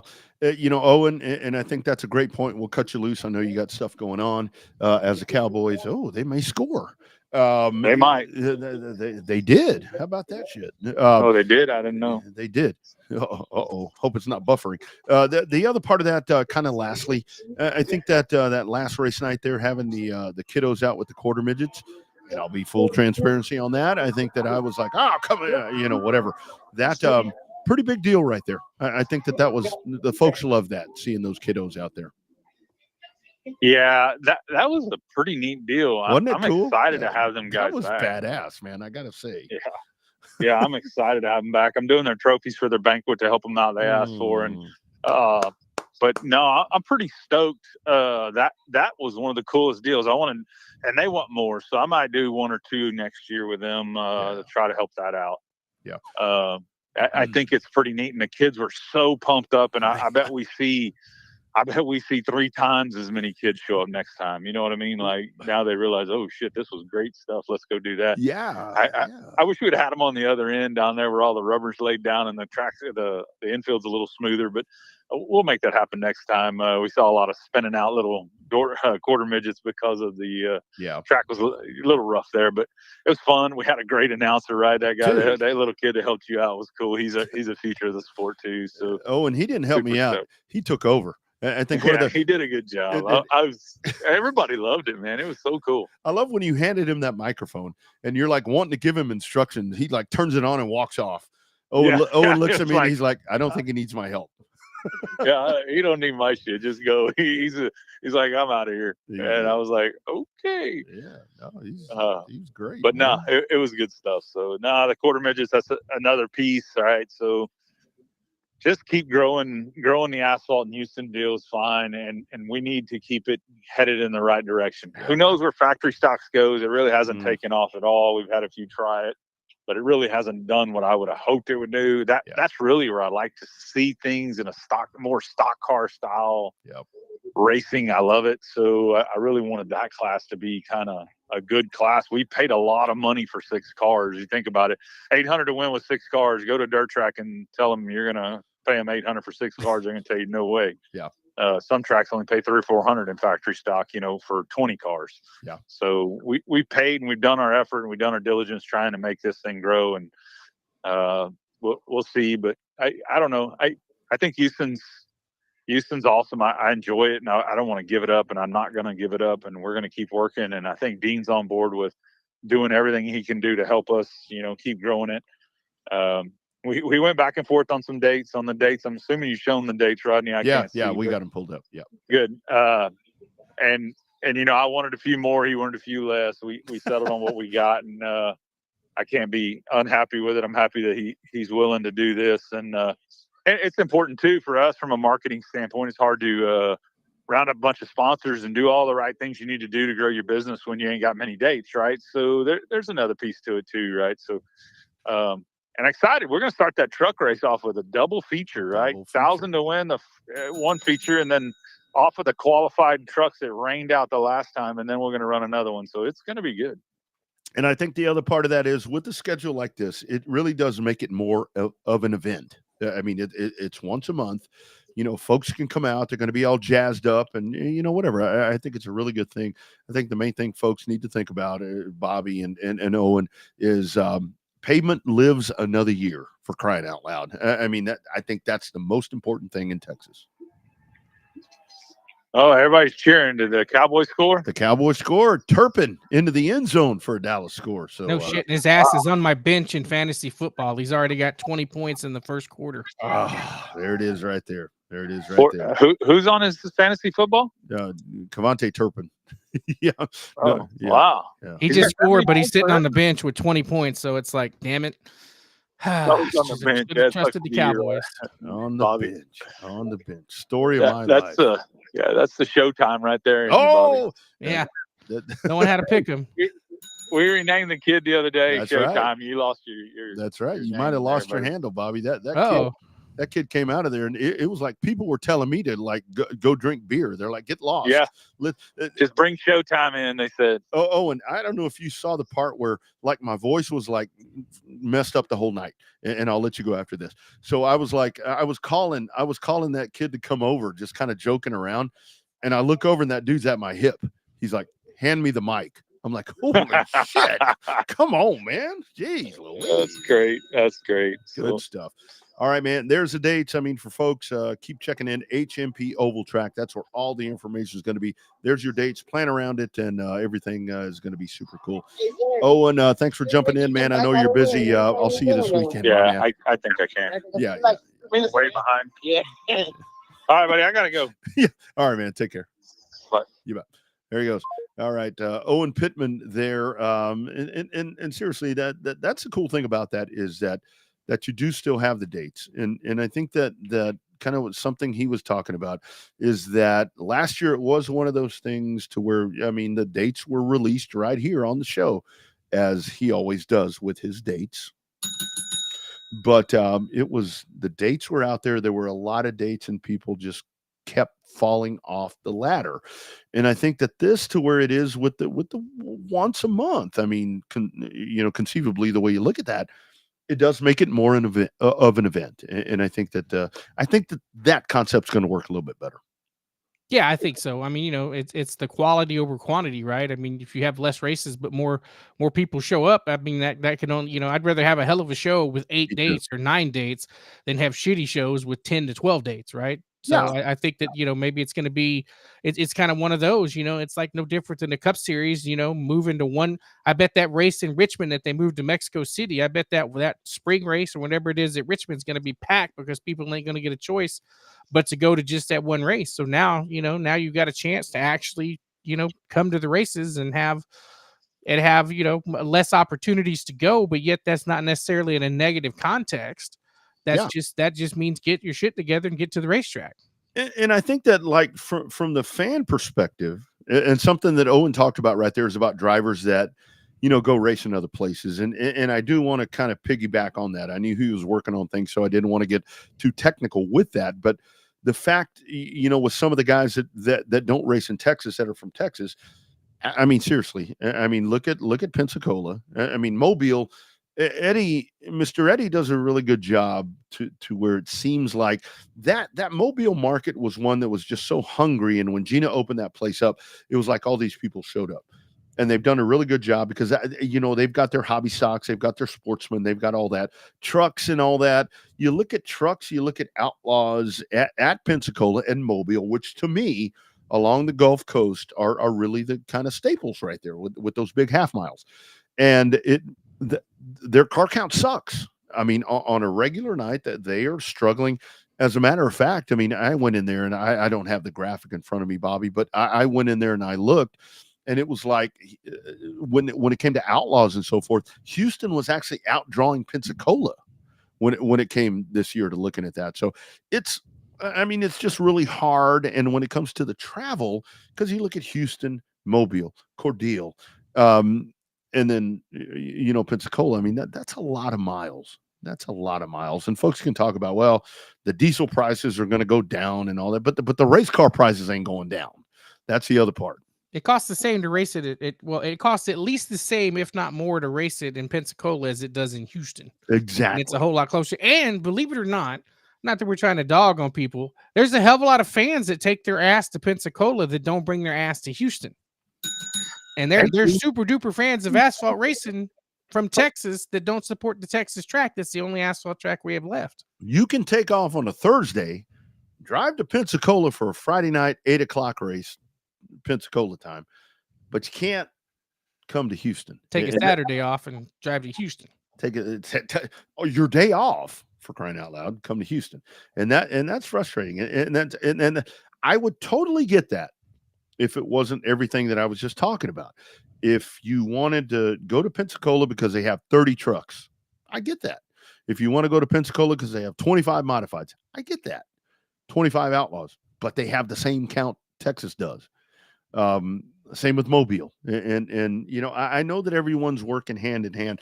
And the other thing that I really learned here over the last, I'd say 4 years, is that when you talk to, because it was always with Texas, with the pavement stuff, to where Texas was always kind of catering to where it's like, okay, we're okay, decent, strong in Texas, so we can go run in Mobile, in Pensacola, and all these other places. They don't share that here. I mean, they don't. It doesn't reciprocate back to Texas, and that always kind of drove me up the wall a little bit until I got down there and started talking to those racers, to where it's like, look, we race on speed plants, we race on half miles, we race at Five Flags, we race at Mobile. We don't want to go run a 3/8. Yeah. A couple of the Mobile guys that came down and ran 3/8, they were like, well, this is pretty cool. We kind of like the bull ring, like we were talking about with JC, but they don't want to run the small track. They're not going to pay you back with that. And that's where it gets to to those promoters that want to co-op with Texas. They're co-oping to get us to go there. They're not going to be pushing their people to come. They're going to push their people to come see us. They want us to go see them. Yes, and that's good business. I mean, like with the legacies. Look, Owen was talking about the legacies. I love the legacy cars. I love the way that the thing has grown, but quite frankly, I don't care to watch them on a half mile, because it's like, but you get them on the track in Houston, and it's really badass. So it's a lot. It's a lot that happens. I'm still thinking about this Turpin thing. How bad he's doing on how good he's doing on my bench. But no, I mean, I don't know, dude. I just really the equation just doesn't add up. No. That's the main thing. And hopefully racers will prove us wrong. It's nice to see some of the different racers come up and try to support the class. And there's a lot of behind the scenes people that tries to make this thing work, tries to make this thing happen. So it's the equation just doesn't add up. And don't get me wrong, there are guys that are loyal as hell to that track. Every time that track is open, they are at the racetrack. They are there for practice. They are there for race day. Whether they finish first or finish dead last, they are there supporting that racetrack. And we love those people that do that. They're the heart and soul of the races. And hell, they're the reason that racetrack is probably still operating, is because they supported every chance they get. It's the other people that rather sit behind a keyboard and bitch about this and bitch about that, or decide to go, they want to run somewhere else. So that, I think, is the missing link in Houston. I don't know what we have to do to get it back, but we still need to spend 2025 trying to figure it out, trying to make it happen. And this is a really good point right here that my man Foray makes. One of the diehards, one of the modifieds. I mean, he's going to show up. I mean, it's like you can count on your hand the folks that are going to show up. If their class is going to race, you can count on these hands who's going to show up. And Jason and his family are those people. I really think it's one of those things about dropping the purse. I mean, the purse, and this is where you get into the other conversation, to where it comes into the expense, to where it's like with the tire thing. I mean, I've told you so many times, Tim Bryant's a friend of mine, a trusted business friend. I love Miss Pat. I love all of those people over there. The Snowball Derby is a tire selling machine. They get out there every time that one of those pros, every time one, the trucks and the modifieds and all them, they don't get on the track very much. It's all those other ones, and they're going over there buying them Hoosier tires over and over and over. Every time a race car hits the racetrack, it's got a brand new set of tires on it. Every time. And they go recycle them back or whatever. But I mean, that is, to me, Snowball Week is a tire selling event. And that's great for Hoosier. That's great for Tim. That's great for all of them. And like I said, they're friends of mine. But I think that they would acknowledge that they do really well with that. It's one of these things to where it's like, if you want to cut the expense a little bit, don't go buy American Racers every practice session. And that's where, the track could be like, instituting a rule and all this, the gentleman's agreement. I mean, there's all these different things that you can do, but I think that's a really big deal right there. And, I've made that comment before, towards like, drop the purse. It's like, well, they're not going to show up. Well, fuck, they're not showing up anyway. Yeah, right. What are you doing differently, right? Yeah. I mean, so if they're not showing up for 1,000 to win, they ain't going to show up for 800 to win. Yeah. And these keep coming up. Let's hit the comments right here on the chat line. And Austin, we are not saying that they're a problem. We're just saying that it's one of those things to where it does get a little frustrating. And you know what the good thing about it is? You know why it does get a little frustrating for a track operator or whoever? Because they do show up. That only proves your point, is when you have a lot of them, that's when you tend to get different things that are going on. At 602 crates, I mean, people don't want to run crates. And that's where I think, where the Outlaw Series, we've talked to Cody Bruce on here multiple times, to where you go to those Ricky Brooks rules with their sportsmen or whatever they're calling them, to where they institute that, and nobody wants to do that right here. You want to have a home built motor. You want to spend all this money to go beat 6 cars. It just won't work. It just won't work here. Yeah. Never understood that logic. Yeah. So, but it's the pink radiator cap. If everybody else is doing it, might as well. Yeah. Yeah, no, absolutely. Yeah, just getting caught up here. I was all kind of thrown off here. And it really is. I mean, I truly believe that however this thing shakes out, with Houston, the modifieds and the trucks are the staples. And that's not a slight at any of the other classes. The ones that are growing and doing really great things. I think that those are the ones that are going to bring people the sound, the color, the noise. I mean, when I say ground pounding modifieds, the ground does pound, even if there's only 6. I think it's one of those things, and I think the Outlaws are so important. And I'm glad that the Outlaws are kind of right there on the cusp in Houston of getting close to 10, because those really are cool looking race cars. And people get all jazzed up about it. And I'm with Owen. I think the stock car thing, maybe it's not going to work. Sorry, I'm pulling up the wrong shit over here. I think maybe the asphalt, maybe that's not going to work. Maybe you call that a good try.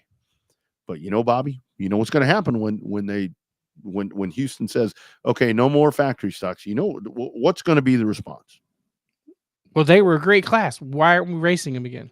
I was going the next race. Yeah, I was coming. I was building that car to race there full time. Yeah. So anyway, but great discussion right there. There's the dates. Once again, we'll pull them up for you right here. The Houston dates, and I'm sure that they'll get this up on. It's already up. Oh, is it? Yep, there you go. Once a week, if you're planning to go there, you'll still have them great rates at the Holiday Inn and all that cool stuff. So looking forward to that right there. Thanks to Owen for checking in, being a part of the program tonight. Again, a big thanks to Kevin Rogers. Get yourself down to Corpus Christi. Like Bobby talked about, that Holiday Inn right there on the seawall, 707 South. I forget what it's called. I have it in the thing here. That's a great place to go hang out. Really cool hotel, great breakfast, all that cool stuff. Make a weekend out of that. Go check out all the cool stuff happening at the race ranch. And of course, our man, JC Umscheid, checking in with all the cool things that he's got to say. Really cool, fun program tonight, as we have gone way later than we had planned to, once again, because there are a lot of people watching. Yeah, a lot of people watching. Now, granted, our focus has turned towards the NFL game. We're both intrigued by that. You're watching it to see if the Cowboys will score. I'm watching it to see if CJ Stroud's going to score and outbeat me. But it's one of those. Instead of the Showtime, you should call that kid the Showman. Oh, that's Owen. Owen crowned him that. I'm like, oh, okay. I was like, well, golly, I done lost my crown. That I'm serious. That kid, that really made me excited. That it was so funny when his dad walks up and he's like, yeah, he can do this. I'm like, all right, whatever. I mean, full disclosure, I didn't want to do it. I didn't know the names. I'm like, I hadn't done my homework. It had been a rough week. That kid starts talking, and I'm like, okay. We need that. I mean, we need that. That's part of the whole thing that we talk about on the show, to where it's like, everybody, like we were talking about with JC, it's all about the racers and all that. We need tech people. We need people that want to be track officials. We need race announcers. We need race directors. Yeah. It's getting harder for Terry Barton to get up them stairs, for crying out loud. So we definitely do need all those people in place. It's hard. But somehow, some way, they'll show up. We never thought we'd be in the capacities we are now. So you never know. It may take another 5 or 6 years, but there'll be others. Yeah. Hopefully so. Great program. Again, thinking Texas Legends. I've got a message here about the Texas Legend cars. And again, the Legends have been phenomenal this year, because that is a thing where you go back and you look at, Bobby, you and I know it better than anyone else when it comes to pavement. Legacies and Legends were done. And full disclosure, in my opinion, they have carried Houston, because they show up and they put on those good races right there. Yeah, they have. And remember when when Legend cars started with 2, now they got 10 to 12. So Jamie and the boys and Dane over there at Texas Independent Racing has been busting their ass and getting a bunch of race cars to the racetrack. So That's what it takes, behind the scenes people. So that's what it takes. All right, you guys, be sure and get yourself out to Corpus this weekend. Go check that race out again if you can't get there. And it is always our number one priority, especially in a big race like this, that is going to be so helpful for the South Texas Race Ranch.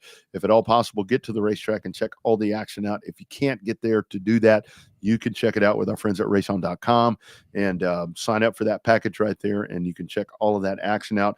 As we mentioned, coming up next week, we will have a very in-depth discussion with our man Ricky Brooks of the UARA National and Sportsman Division, as they've got the Bigley 128 Memorial happening at the Freedom Factory. That's coming up at the end of next week. So we'll talk to Ricky about that. And quickly, Bobby, your one thought here for kind of to the Cotton Bowl conversation. 2 things. Number one, Red Bull video. That was kick-ass. Top notch. All the way. Yeah, did a lot of fun. All the way. I just wish I'd have known so I could have stalked some people up that day. So that was a really cool thing right there, and good for Marianne and them, and they worked their ass off to get that thing done, because I guess it was right off of the Oktoberfest. So, I think it was the Monday and Tuesday after Oktoberfest. Damn, that was a lot. That was a lot that happens right there. CBS also adding the Junior Limiteds coming up in 2025. Your thoughts on that? I think it's good as long as it doesn't cut into the show too much or extend the show. It's a lot. That's a lot of stuff to cram in a short period of time. So hopefully, I think in the beginning it's going to be a little bit of issues with a couple of extra cautions. Just with the kids trying to adjust to that big old new track. And so I understand why they did it. They got a class sponsor for it. That's hint. That's what you need to make classes happen at a racetrack. If you find somebody to help sponsor that class, there's a good chance that class will stay in the rotation at a racetrack. Yeah, and I really hope that something that happens with that, and again, I would assume that that could be a deal with the Junior Limiteds at Cotton Bowl, to where you're going to piggyback off of what you get on Friday at Waco. That's a reasonable drive, to be able to make that trek over down 290, 35 to 290, to be able to do that. So hopefully that works out. But I would highly hope that if you get new folks out, and I think that this is something that maybe that Cotton Bowl ought to consider to do, even in their four-banger class, to where you get, I mean, seriously, Joe Spillman and them, and I know Joe has stepped away a lot from racing, but get those dudes in there and teach them the basics, because I saw a drastic change in the Junior Limiteds once they went in there and taught them the flags, taught them how to start, taught them racing etiquette, and I hope that happens, and that's my suggestion to Marianne and HE, is that do that, put that class on, put that 101 on, because it made a great difference in Waco. Yeah, and I think with the amount of speed and the differences between Waco, I mean, you can't replicate what you do in Waco down at Cotton Bowl. Yeah, the driving styles are too different, and you're definitely not going to be able to put those limited chips with the same gearing that you put at Waco and Cotton Bowl. I mean, I'm no mechanical genius, but I don't see how that's going to work. Yeah, no doubt about that. No doubt about that. So again, we'll dig into that. We'll probably have MA on here, or HE, or one, kind of get some of the thoughts on that. Last thing for you, Bobby, that I have, and again, it's like the last thing, and it's like this list of stuff. So are you excited for, again, I know we got 2025 coming up. So it looks like Memorial Day 2026, Canada, Indianapolis, and Charlotte. Yeah, I noticed that today when they just kind of snuck that in. But the problem is Canada and Indy 500 are going to go head to head. That's what I thought, right? I mean, that was a good thing about Monaco, because with the time zone change and all that, I hope they don't have simultaneous races going head to head. They're going to have to. Yeah. Sheesh. Run that shit on Saturday night. I mean, in Canada, maybe do a Saturday evening type of thing. I don't even know where they're racing. Where they're racing at Montreal. Oh, Montreal. Okay. I don't know. Yeah, not the biggest fan of that. Just leave it alone. Doesn't make a lot of sense. To me, the Monaco thing has always been, I mean, I know that folks are going to complain about whatever, but it's just that's one of those nostalgia things, to where it's like, I saw today that A&M in Texas, the renewing of that rivalry, that's going to be a night game. I think that's really cool. I think that's really badass. But at the same time, I'm used to that being a day game. You know what I mean? It's kind of one of those. It was a night game when it was actually on Thanksgiving night. On Thanksgiving night, that's right. But the fact that this is kind of going over to the next day, and I'm like, man, play this during the day. I think that's from the Texas side of me, to where it's like, Kyle Field at night for the winner to be. Well, they got to play each other again. I mean, if Texas wins, they'll play each other again for the SEC championship game due to the tiebreaker, right? Well, they got to get Georgia in there. They'll figure out a way to get Georgia in there. This SEC is going to be a mess. This is going to be. Well, they're all a mess now because with BYU losing. I got to tell you. So that's one of those things where last week I was looking at the lines, and I think a lot of people were like, with all of that, I really thought, I didn't talk in detail about it, I really thought that BYU was going to lose that game. They should have lost the Utah game. They should have lost the Utah game. And now this week is going to be really interesting because now with Indiana, dude, they're going to get boat raced on Saturday. I think. Can you imagine Indiana and Florida in the Big Ten title game, or Indiana and Oregon? Yeah. Oh my God. Nobody had Indiana on their bingo card, but we'll see. They're stepping into the deep end of the pool in Columbus, so we'll find out how good they really are. No, they're going to get shellacked. I think is what's going to happen right there. So anyway, we'll see. That's why you play the games. All right, great show tonight. Kevin Rogers, thank you. JC Umscheid, thank you. Owen Pittman, thank you. You guys hit the Race Ranch Facebook page, hit the Houston page. All of that will be followed up right there.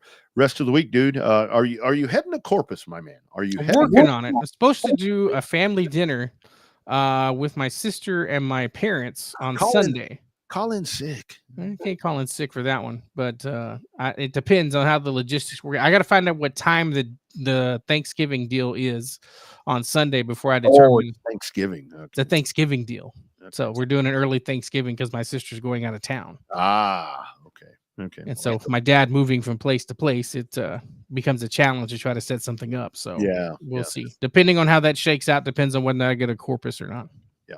I'll be heading to the Race Ranch on Saturday is the current plan for me. That was supposed to be a Friday and Saturday, but now I got to work on Friday. What the hell? So anyway, I've got to do that. So it's going to be a Saturday thing for me, and it's going to get a little complicated because I'm slated to do post game for the Texas-Kentucky game. So I need to get a little bit of help there for, 30 minutes or so, but it's all going to work out.